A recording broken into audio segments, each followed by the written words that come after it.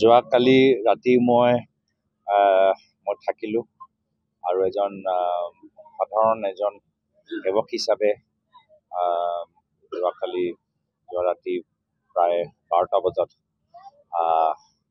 কীৰ্তনত মই ভাগ ল'বলৈ সক্ষম হ'লোঁ আৰু সেইটোৱে মোৰ বাবে ডাঙৰ সৌভাগ্য যে ইমান মানুহৰ মাজত ময়ো এজন সেৱক হিচাপে ইয়াত আহিব পাৰিলোঁ আৰু মাত্ৰ আশা কৰোঁ যে যিসকলে ইয়াত আহিছে তেওঁলোকৰ মনৰ ইচ্ছা পূৰণ হওক, তেওঁলোকে সাহস পাওক, শক্তি পাওক আৰু এই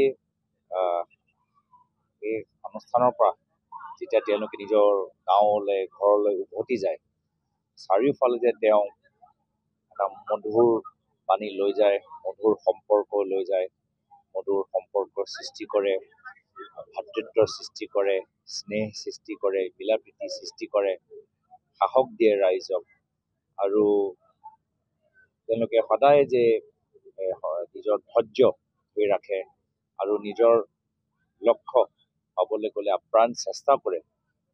এই যে ভাল আধ্যাত্মিক শক্তি তেওঁলোকে যে লৈ যাব পাৰে আৰু চাৰিওফালে মানুহৰ মাজত মানুহৰ হৃদয়ক চুব পাৰে, সেয়া মই কামনা কৰিছোঁ। আৰু আজি ইয়াৰ পিছত আজি পবিত্ৰ মাঘৰ পূৰ্ণিমা সৰ্থেবাৰী সভালৈ মোৰ যোৱা হেঁপাহ আছে।